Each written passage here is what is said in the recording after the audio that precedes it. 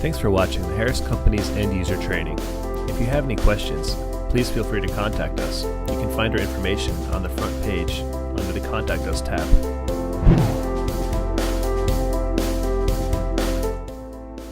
In this tutorial, we're going to go over a little more in-depth navigation and control of the central plant.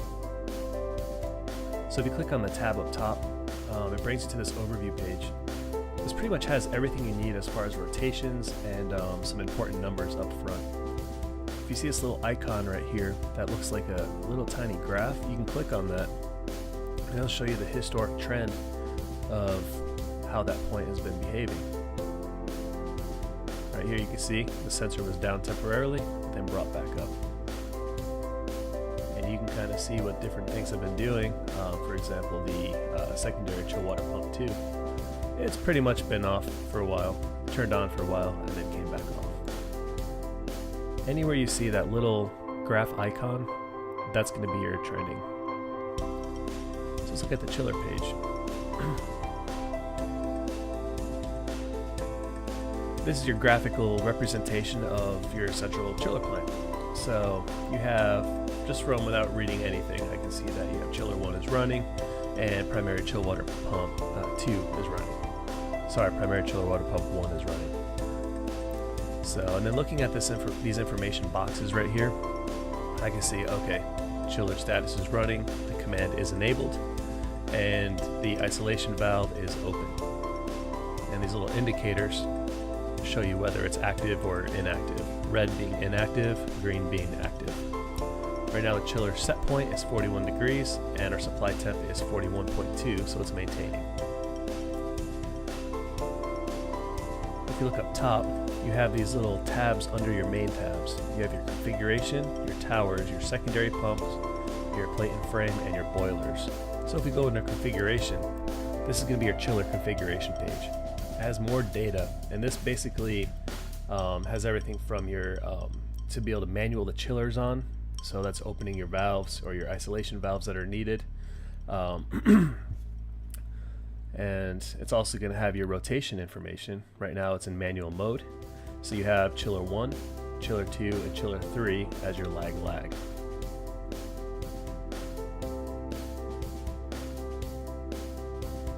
See right here you have your auto chiller rotation.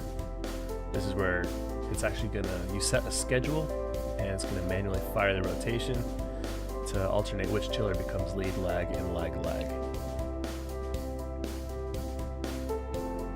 If you go back to graphic, we can go to the tower page, and just like that chiller page, except this is now towers, I can see tower 3 is running, the fan is on and at 29% speed, and right now we're running condenser water pump 3. If you need to manually turn on or off the pumps, you can left click the on button and you have an override. I always recommend putting in a time for an override. They're easy to forget. If you just need to test it, usually 1 minute's fine. If you need to add something custom, you can click on the custom drop down, and then right here you can add minutes, hours, and seconds. If you want to prematurely end your override, just click auto, it'll clear it, and the program will take control again of what it needs to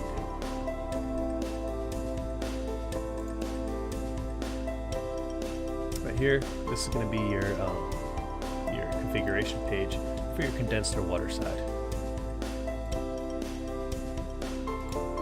Here's your secondary pump information. Here's your differential pressure for loop 2 that's maintaining. This, I believe, is going to feed the ballroom. And this is your primary loop information for your differential pressure. This is going to feed the main hotel.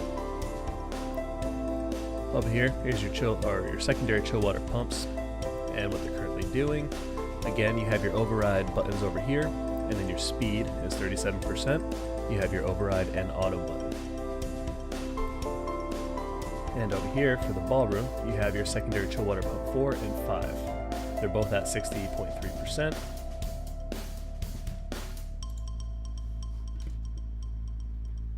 And here's your configuration page for the loops, for the different secondary chill water loops.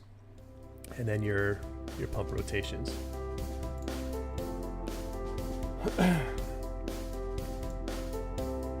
And we have our plate and frame information. So here's your towers for your condensed water. Chill water system over here.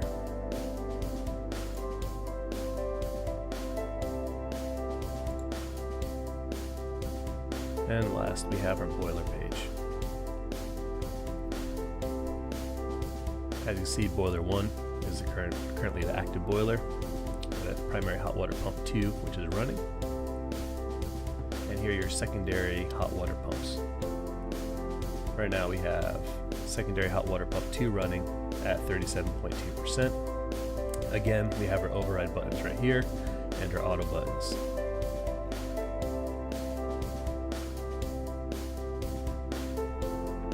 Click on the domestic hot water page.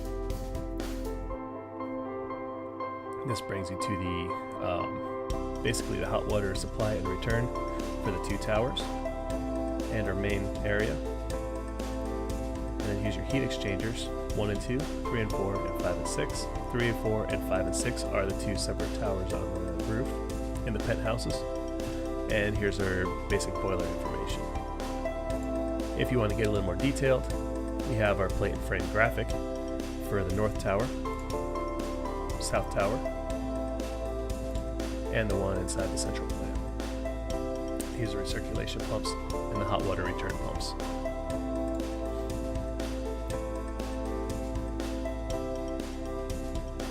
And last, we have a configuration page for the boilers.